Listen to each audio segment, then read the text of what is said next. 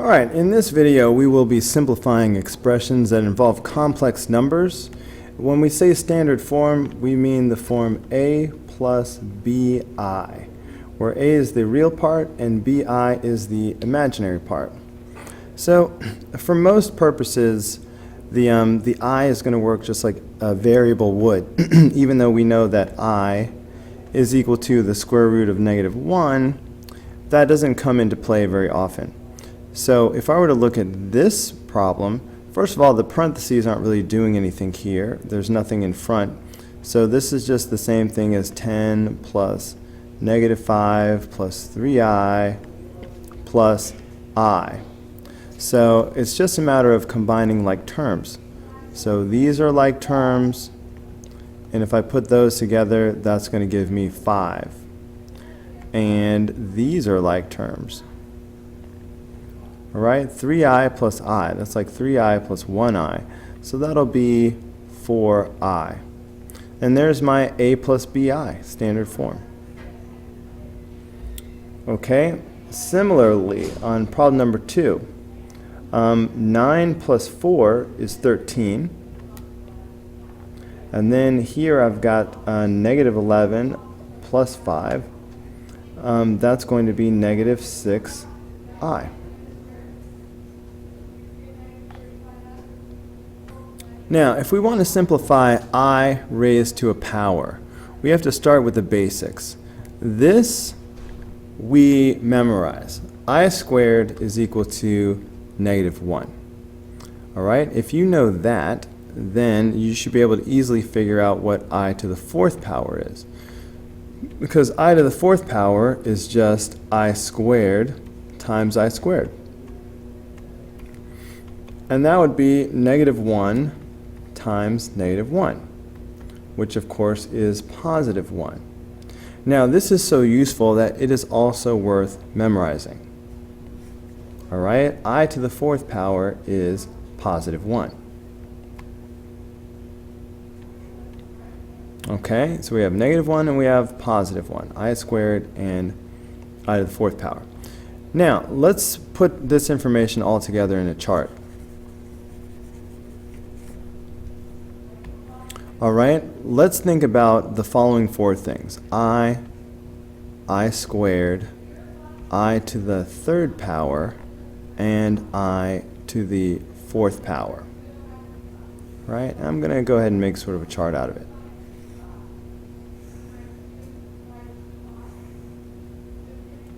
Now, in a simplified form, there's nothing simpler than I. So the simplified version of I is still I. But I squared, as we saw, is -1. And we also saw that I to the 4th power is +1. So that just leaves I to the 3rd power to talk about. And maybe we'll do that off to the side over here. I to the 3rd power. Well, I to the 3rd power is I squared times I. But I squared is -1, so that's -1 times I. So -1 times I is just -I. So I to the 3rd power is -I. So you can either memorize that, or you can just figure it out real quick whenever you need to. Okay? Now the question is there a way that we can use these 4 facts to do I to any power? Maybe I'll keep using this space over here. And there are 2 ways to do it. Okay, if I give you I to any power, and might as well start doing the homework problems again. So say if I have I to the 312 power, it's a really big number. Okay, so I have I to the 312 power. The most convenient thing to do is to keep in mind that I to the 4th power is 1. So, we're looking for multiples of 4 because that's going to be real easy to work with. For example, you know how we can do factor trees. Couldn't I split this up as, for example, I to the All right, I could do I to the 100 times I to the 100 times I to the 100. That's 300 so far. And then times I to the 12th power. All right, because you know that if you multiply, you wind up adding these exponents. So altogether, this would make 312, which is what we have. Okay, now the thing is, because we know that I to the 4th power is 1, we can simplify each of these I to the 100s. Because, think about this. Couldn't I write I to the 100 as I to the 4th power times, well, to the 25th power? Because when you raise a power to a power, you multiply. And 4 times 25 is 100. So this is the same thing as I to the 4th power to the 25th power. And that's the same thing for the rest of these. So this would be another I to the 4th power to the 25th power. And another I to the 4th power to the 25th power. And then I've got I to the 12th power over there. But remember what I to the 4th power is. I to the 4th power is just 1. And this is 1, and this is 1. So this is really 1 to the 25th power, which is just 1. And that's the same thing for all three of these. So it's just 1 times 1 times 1 times I to the 25th power. I to the 12th power. Now I'm doing this sort of a long way because I have to get you started learning how to do this. But the reality is, when you see an even 100, you're going to know that's just a multiple of 4. So you're going to immediately change that into a 1.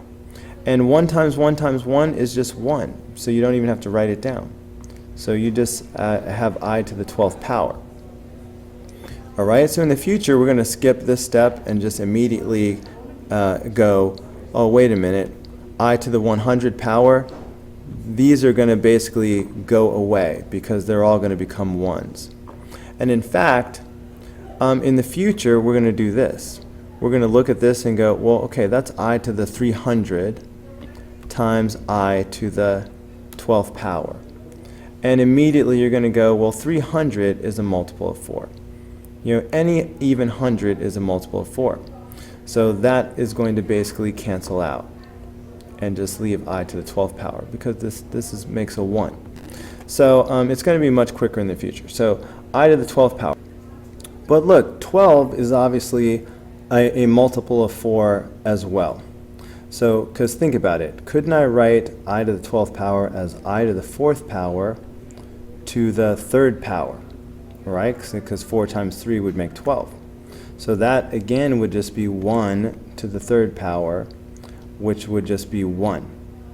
All right? So anytime you have a multiple of 4, then it's just going to equal 1. All right? So this whole entire problem, which started out as I to the 312 power, turns out to just equal 1. All right, so this is going to be 1. Now, what about I to the 74th power? All right, it's all about multiples of 4 because any multiple of 4 will just be 1. So I could break this up. If I do I to the 40th power, for example, that's obviously a multiple of 4. And for a total of 74, then I'd need I to the 34 power, all right? Because 40 plus 34, that would make 74. Okay, but this is a multiple of 4, so that basically cancels out because it's 1. So now we've got I to the 34th power. Well, let's see. 34 is not a multiple of 4, but 32 is. All right, if you know your multiplication facts. So we can split this up as I to the 32 power times I squared. All right, because 32 plus 2 is 34. This is 8 times 4. It's a multiple of 4.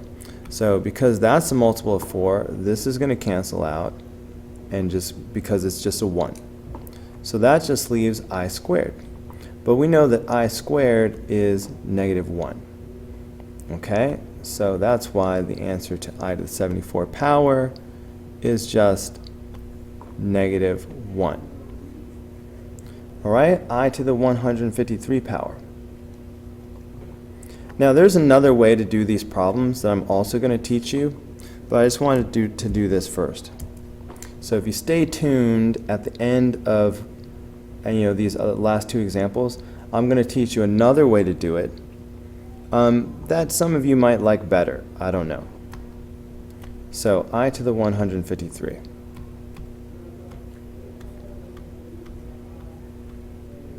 All right, anything over 100, I'm going to use the 100. So this is the same thing as I to the 100 times I to the 53. All right, I'm just splitting it apart.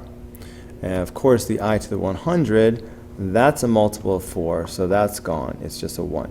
So now I've just got I to the 53. Okay, looking for multiples of 4. I'm going to do the 40 again. A 40 is an obvious multiple of 4. So this is the same thing as I to the 40 times I to the 13. All right, 40 plus 13 would be 53. All right, and again, I to the 40th power, that's going to go away because it's just 1. So now I've got I to the 13th power. What's the next closest multiple of 4? Well, this would split up as, for example, I to the 12th power times I. All right, because 12 and 1 is 13. All right, but I to the 12th power, that's a multiple of 4, so that's going to go away. So that just leaves I. So that's going to be the answer here.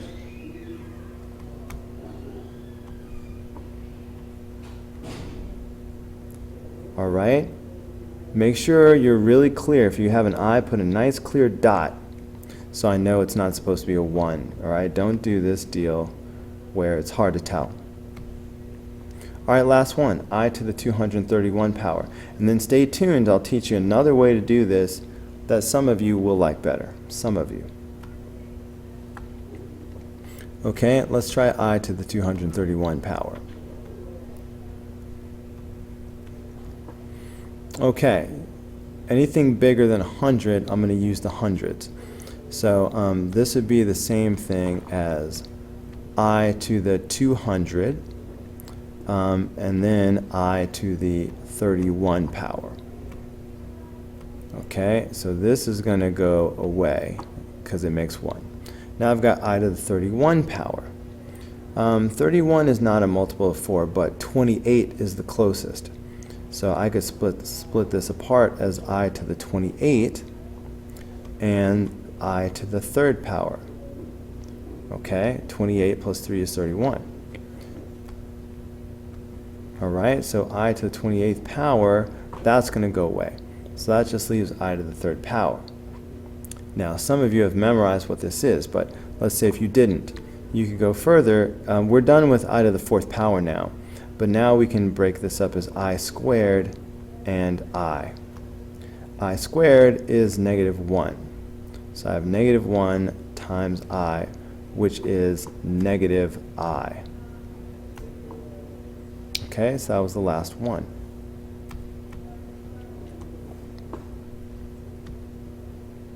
-I. Okay, now as promised, now I'm going to teach you another way to do these problems. Okay, this method involves remainders. All right, let's get that chart going again. So we have I squared, I to the 3rd power, and I to the 4th power.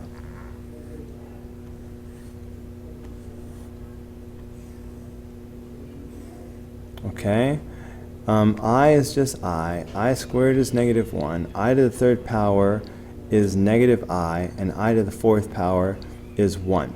So you're going to notice these are the only 4 possible answers. When we have I raised to a power, any power, we're going to either get I, or we're going to get -1, or we're going to get -I, or we're going to get +1. These are the only 4 answers. All right, look back at what we got, for example. 1, -1, I, -I. Those are the only 4 possible answers. So I'm going to show you sort of a shortcut for how to know which one of these 4 answers it is. And the shortcut involves this. Think about quarters. All right, in your mind, think quarters. All right, so here we have 1 I. Okay, looking at this column, I have 1 I, 2 I's, 3 I's, 4 I's. But I want you to think about quarters. All right, so if I have 1 I, that would be like 1 quarter. So that would be 25 cents. If I had 2 I's, that would be 2 quarters. So that would be 50 cents. If I had 3 I's, that would be 3 quarters. So that would be 75 cents. And if I had 4 I's, that would be 4 quarters, and that would be a full dollar. A full dollar, okay? So how can I use these decimals to help me find out which one of the answers it'll be? Well, it's all about remainders. Okay, let's look back at the problems that we just did. So take, let's see, I think I'm going to work backwards. So take I to the 231 power. All right, so if I have I to the 231 power, what I could do is take this power and divide by 4. So if I do 231 divided by 4,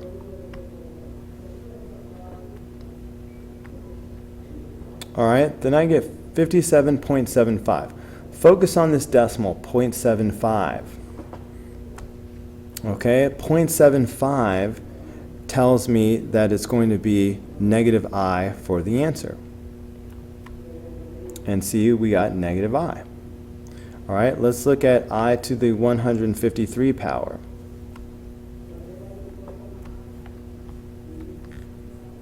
All right, so if I do I to the 153 power, then I would start off by doing 153 divided by 4.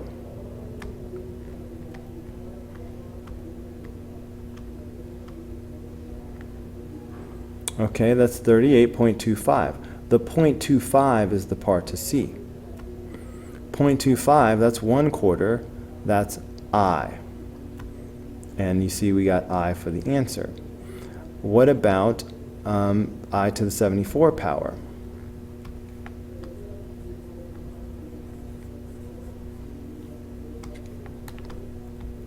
So we do 74 divided by 4.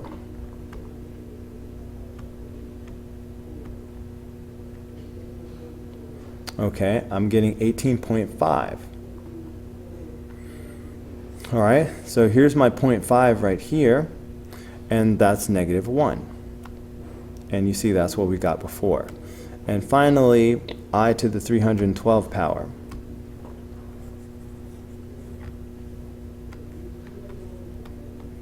So if I do 312 divided by 4,